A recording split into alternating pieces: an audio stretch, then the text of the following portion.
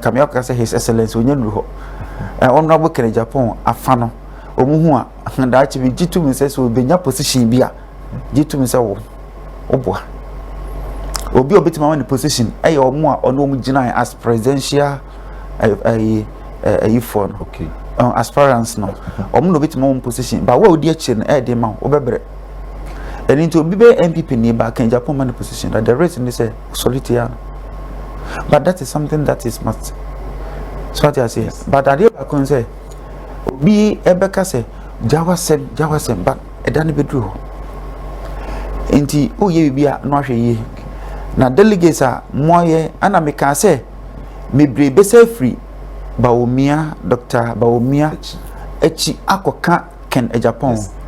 So penny spiritually no it will happen by maybe Tuesday or Wednesday.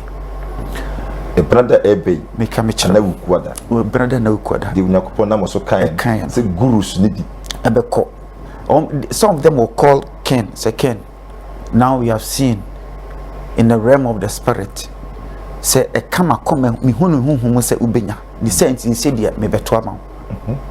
Ebi be call in chain straight. Ebi free Dr. Bawumia ho akọ ne nchen. Ema Dr. Bawumia ho say minipa we akọ Ken nchen. Ken so be hu sampa say Dr. Bawumia nkrofo ni bi aba ne nchen. Ebi si de make mu de monhwe say ebi si. Dr. Bawumia nkrofo ni bi brebe Ken nchen because it's something obvious. Nothing can change it on this planet. Ken has won in the realm of the spirit.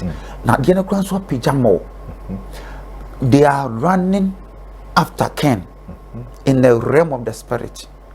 They are running after Ken. Everybody want to vote for. Do you know the reason? The reason is say Ken in your position is see input. And there Sunday, you remember, I was saying about 9:26. This is my time, 9:26. Actually, my name somebody's time. 9:19. Oh, my hand. Oh, 9:19. Oh, I say okay. 9:19. Oh, I'm part of phone. And I'm in there. Mine 9. Okay, me time no. Fine.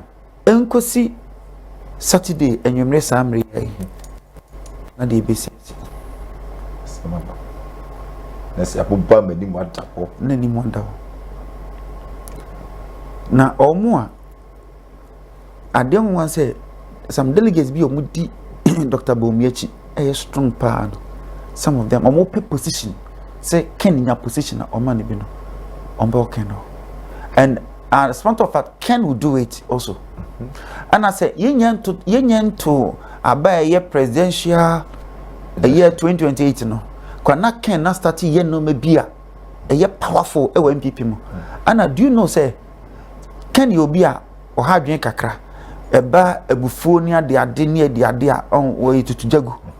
But through no unity beba MPP because on suru bibi obeka bia nso be no kore nso so we je na nyo obeka nso we obi a oka no kore ana no obi oka no kore na nso abefin so onye ni subana ti say Donald Trump